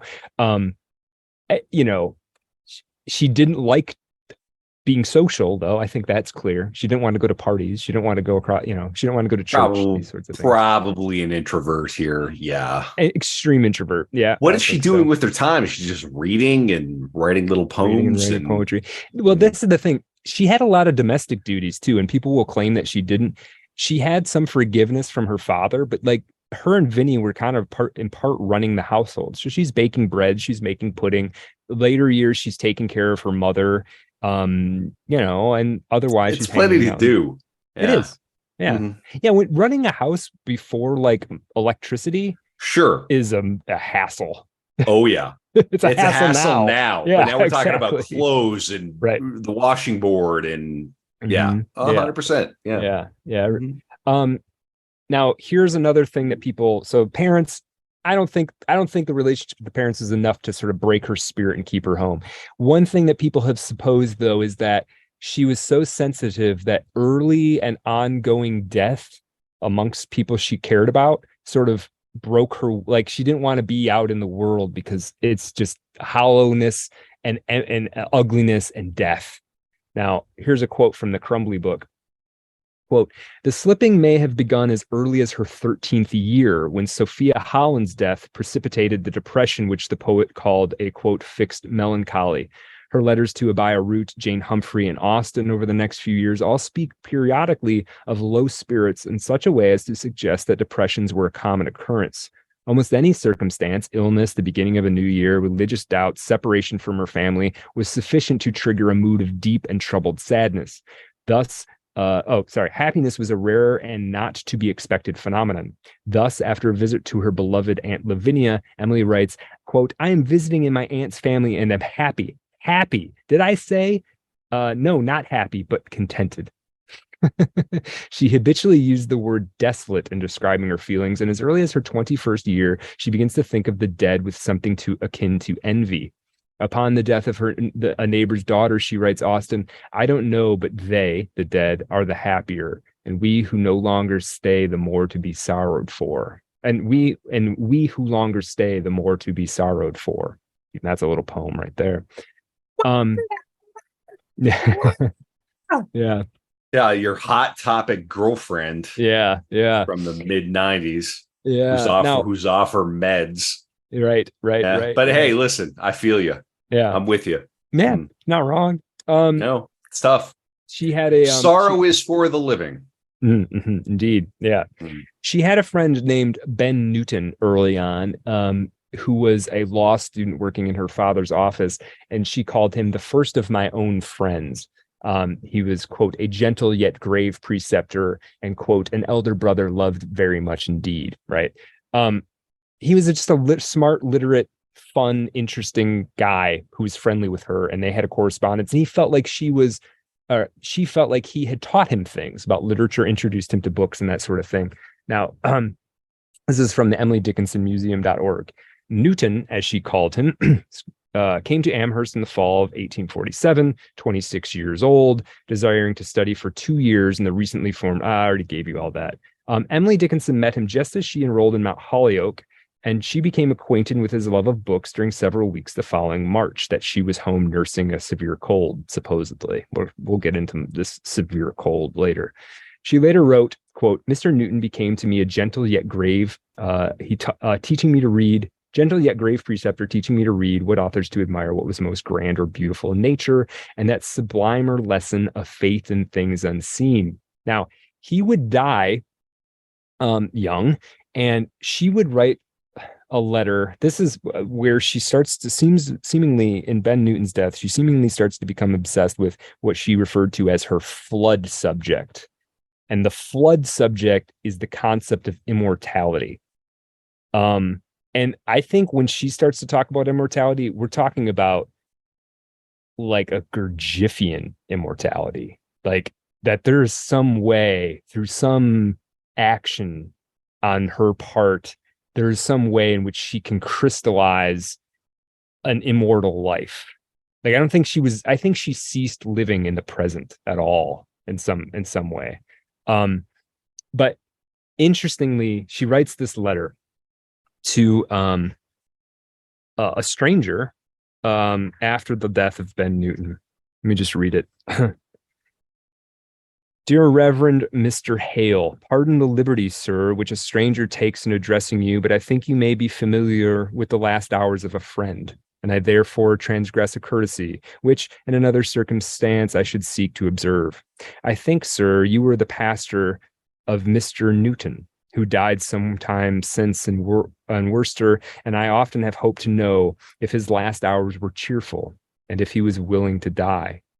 Had I his wife's acquaintance, I would not trouble you, sir, but I have never met her, and do not know where she resides, nor have I a friend in Worcester who could satisfy my inquiries. You may think my desire strange, sir, but the dead was dear to me, and I would love to know that he sleeps peacefully. She just wanted to know what his final moments were like, right? She continued a correspondence with this reverend for a while too, interestingly enough. Yeah. So, I guess the point I'm trying to make is she was certainly plagued by death. I think most people alive then knew a lot of people that died throughout their life, but she's a particularly sensitive person.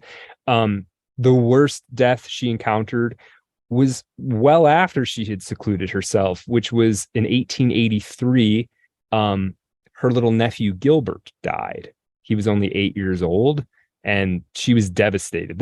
She would die 3 years later, and some indications, if you read the chronology of her illness, this is sort of like the thing that started kind of pushed the rock down the hill. And 3 years later, she's dead, is this death of Gilbert. And then you have to wonder, if she's so secluded, if she's such a recluse, how does she have such a close relationship with this little boy, right? Like, she had to have been spending time with him. Right, she was at home. Mm-hmm. Yeah. And also, like, a woman at that time, unmarried woman at that time, what kind of a public life is she going to have, really? One wonders. Yeah. Yeah. Now there are stories about how it'd be the church. Right. And she couldn't buy into the church. She had her reasons, she couldn't do it. She apparently, there are stories about how she would put treats in a little basket and rope them down out of her window to passing children, right? Which is a sweet little story. And you imagine, cute. At this time, people were calling her the Myth. People in Amherst called her the Myth because very few people actually laid eyes on her. And certainly if you weren't in the Dickinson circle, you never saw her, right? Like, if you're just some guy who lives on the other side of town, there's no way you would ever see her. You're not going to knock on the door and say, I'm calling for Emily. Right. And she wouldn't come down to see you, right? So yeah, to some people, she must have seemed extremely reclusive, but to little Gilbert, her nephew, that was just Aunt Emily, and she's kind of quiet. She kind of stays in her room, Yeah. I don't think this death thing can cracked her so much that it made her stay inside. It certainly was ever present in her life and preoccupied her feelings, but she struggled. She had hope too. I mean, the first poem I read is "Hope is the thing with feathers that perches in my soul," and it's sort of indestructible, right? So she has that too. I'm gonna read another poem because I like reading these poems, man. They're good poems. They are. She's a good poet. She is a good poet. I'm sold. Yeah. Number 252, this is. I can wade grief, whole pools of it. I'm used to that. But the least push of joy breaks up my feet, and I tip, drunken. Let no pebble smile, 'twas the new liquor, that was all. Power is only pain, stranded through discipline, till weights will hang. Give balm to giants, and they'll wilt like men. Give Himalaya, they'll carry him. Himalaya, the mountains. Yeah. Interesting stuff. Let me read one other one. Sort of related, maybe not. I don't care. I want you to hear it. This is number 789. On a columnar self, how ample to rely in tumult or extremity, how good the certainty. That lever cannot pry and wedge cannot divide, conviction that granitic base, though none be on our side. Suffice us for a crowd, ourself and rectitude, and that assembly not far off from furthest spirit, God. Okay, here's one more while I'm looking at it, because this is a good one. It's right here. They say that time assuages, time never did assuage, and actual suffering strengthens as sinews do with age. Time is a test of trouble, but not a remedy. If such it proved too, there was no malady. Okay. Now, I think, now we're getting close, because I'm going to talk about the last reason she might have become a recluse. And this is the one that I think is the most significant. Maybe these all contributed to it. And in my, and let's review them. Love catastrophe, feeling isolated from the religious and social strictures of her life, right? Feeling just alienated from being an Amherst Puritan. Her parents, the psychological breaking her spirit of her parents, illness, Just not being able to deal with death and the realities of life. I don't like this one because I think Emily Dickinson could face the real realities of life as well as anyone. I think she looked right down into the eyeball of things. You know what I mean? But here's the one that I think, and my heading for it is just poetry.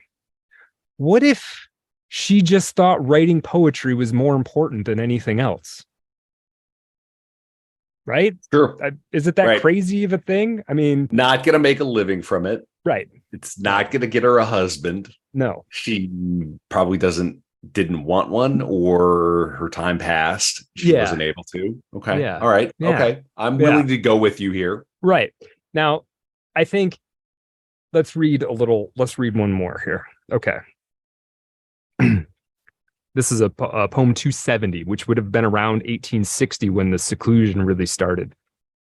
One life of much sorry, I'm gonna start over. Quote, one life of so much consequence, yet I for it would pay my soul's entire income in ceaseless salary. One pearl to me so signal that I would instant dive, although I knew to take it would cost me just a life. The sea is full, I know it. That does not blur my gem. It burns distinct from all the roe, intact in diadem. The life is thick, I know it, yet not so dense a crowd, but monarchs are perceptible far down the dustiest road. Okay. I'm going to just read a little bit in the biography about this poem. The pearl, the gem, the diadem, though never without the religious resonance for her, are by now well-established metaphors for her poetry. She is saying here that the price is worth it. It is tempting to see the last stanza as her ironic comment on the lady poets whose verses grace the columns of the Republican and her prediction of the ultimate verdict of time. Right? I think this poem is partially, and there's other evidence too, that she's sort of like, this gem, this poetry, I would give it all up for that. If it's at the bottom of the sea, I will die for it. Right. So there's some evidence here. Now, I think this doesn't mean all of the other reasons are BS. I think there is something going on, particularly with the Susan Gilbert relationship. I mean, we have to think about the fact that she lived next door to this woman for years. She wrote many, many, many, many, many letters to her. She addressed many poems specifically to her. They could have easily met for late night rendezvous, right? I mean, they live right next door to each other. And that could have easily gone undetected. There is some indication that they may have met and at least handed letters to her. And possibly there was this sort of forlornness of just like looking out the window at this woman that you love, right? But there is a moment, Emily Dickinson's niece wrote a memoir about Aunt Emily. And she tells a story about one time Emily brought her into the bedroom, the famous Emily Dickinson bedroom, and she locked the door. And she showed her niece the key and said, "This is freedom."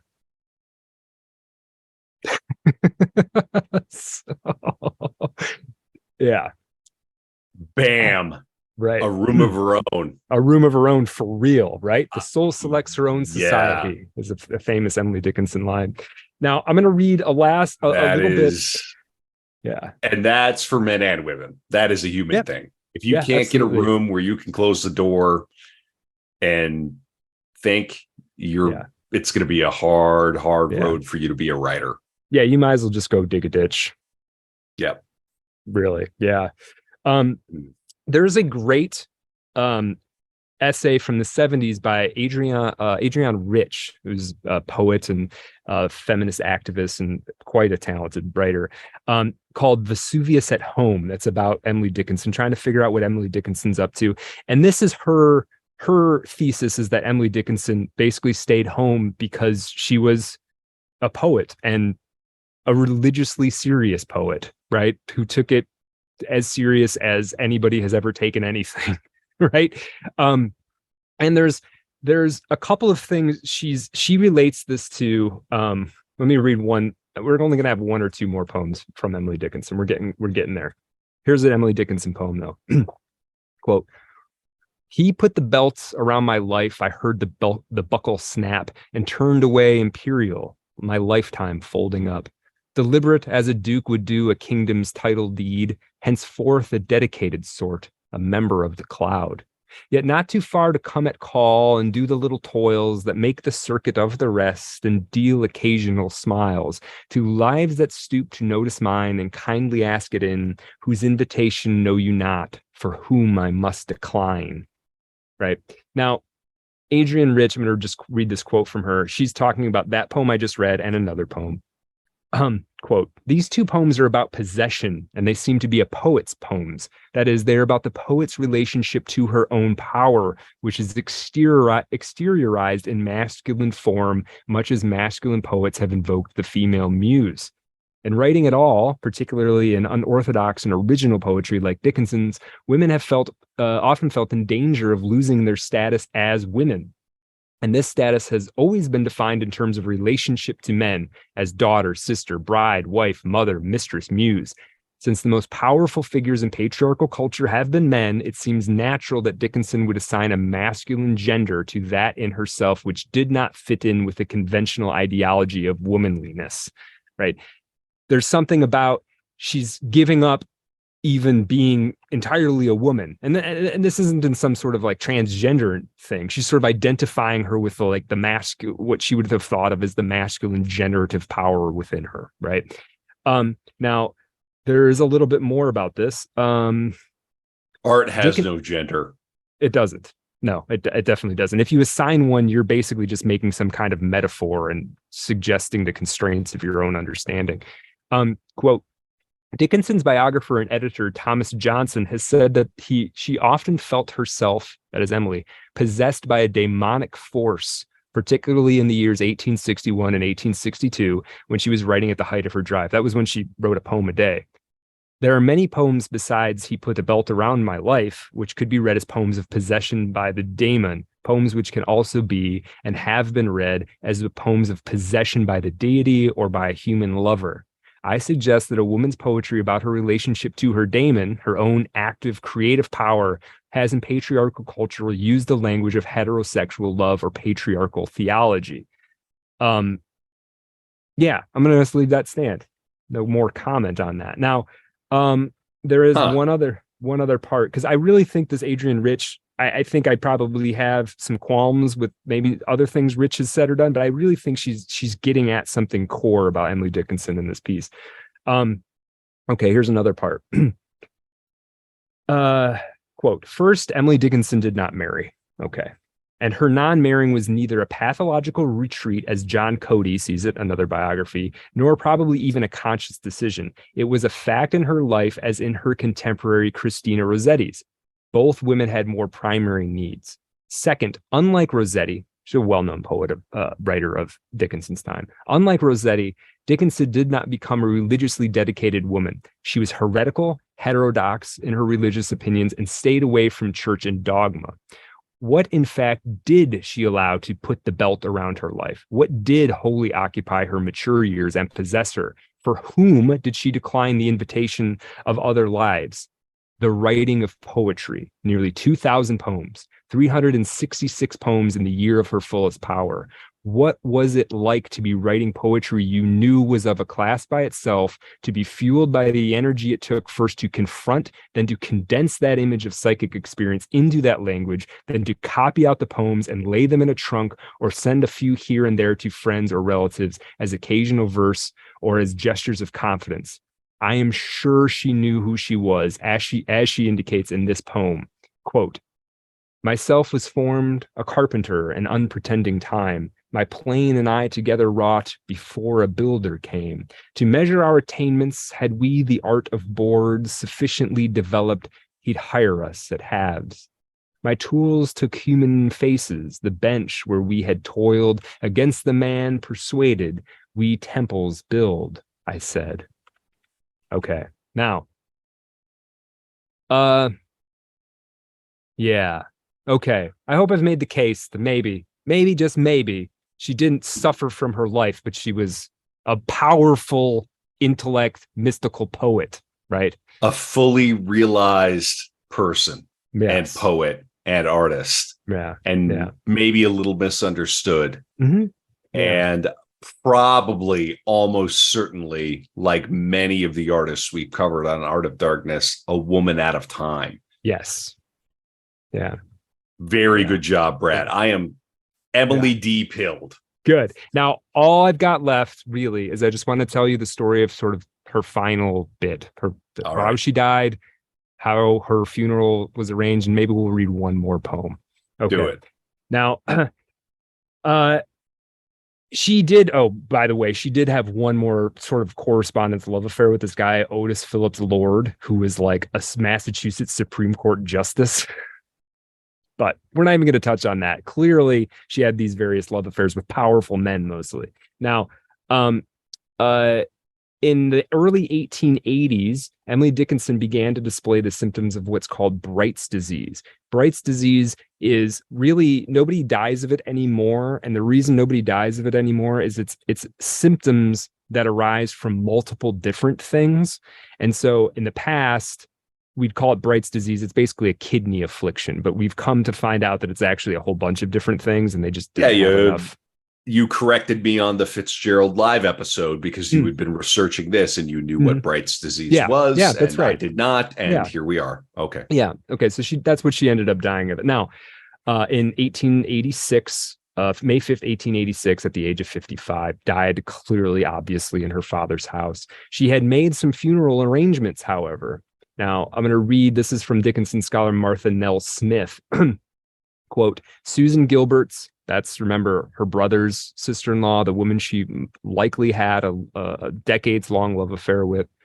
Quote, Susan's enactment of simple ritual for profound utterance is perhaps best displayed in the simple flannel robe she designed in which she dressed Emily for death. Laying her out in a white casket, cypripedium and violets, symbolizing faithfulness, at her neck, 2 heliotropes symbolizing devotion in her hand. This final act over Emily's body underscores their shared life, their deep and complex intimacy, and that they both anticipated a post-mortem resurrection of that intimacy. Besides swaddling her beloved friend's body for burial, Susan penned Emily's obituary, a loving portrayal of a strong, brilliant woman devoted to family and to her neighbors and to her writing, for which she had the most serious objectives and highest ambitions. Though weary and sick at the loss of her dearest friend, Susan produced a piece so powerful that Higginson wanted to use it as the introduction to the 1890 poems. Indeed, it does serve as the outline for Mabel Loomis Todd's introduction. Susan concludes the obituary, pointing readers' attentions to Emily as writer and to the fact that her words would live on. Among her daughter Martha's papers is evidence that these same 4 lines were used again in a Dickinson ceremony, perhaps to conclude Susan's own funeral. These are the lines. Morns like these we parted, noons like these she rose, fluttering first, then firmer to her fair repose. To finally kind of finish this out, and let me tell you, there are so many other things we could have talked about in this. I know we went a bit on the long side, but man, dude, this flew by for me. Good. I have had a great time. I hope you had a good time too, Brad. I know these are a lot to prepare. I know what you've been through. I am probably in fact, I am the only person who knows what you've been through because I am your only co-host for Art of Darkness, a podcast about the dark side of creativity. Brad has just brought us another banger. He's going to bring it in. He's going to land the plane, and then we're going to do After Dark for Patreon only. I'm going to tell you, I'm going to say this again. If you appreciate what we do, material support, value for value, we put in, these episodes do not prepare themselves. No. Patreon.com/Art of Dark Pod. This is not a vibe pod. We're not in New York talking about people we're fucking or dating or whatever else. We're not kvetching about the latest news. You know, I mean, that's fine. We're not a friendship simulator. No. Right? Although you could get into Telegram and we will chat with you. T.me/Art of Dark Pod. We're friendly guys. Right? Try to be civil. Okay. Right. And we'll be civil with you. But I'm quite serious. We put in the work. And if you've got some value out of this episode and maybe another episode, I think it's probably worth $5 a month. What do you think, Brad? Oh yeah, absolutely, man. Yeah. I think so. And every time a patron comes along, an artist somewhere in the world has their daddy issues solved or their mommy issues get solved. Yeah. So if you go to patreon.com/artofdarkpod, you swipe the card. You get to put the card number in, you give us that money. We get to continue to buy the fucking books that we buy. Yeah. To take, I'm going to go to Michigan for Art of Darkness Live next year. There's all sorts of other stuff we want to do. The only way this works is if this scales. And if you scale with us, we know we've got thousands and thousands of listeners. We don't have thousands and thousands of patrons. It's true. So that's okay. Yeah. Listen, if you can't find it in your heart to support the pod monetarily, there are other ways you can support the pod. You can give us 5 stars.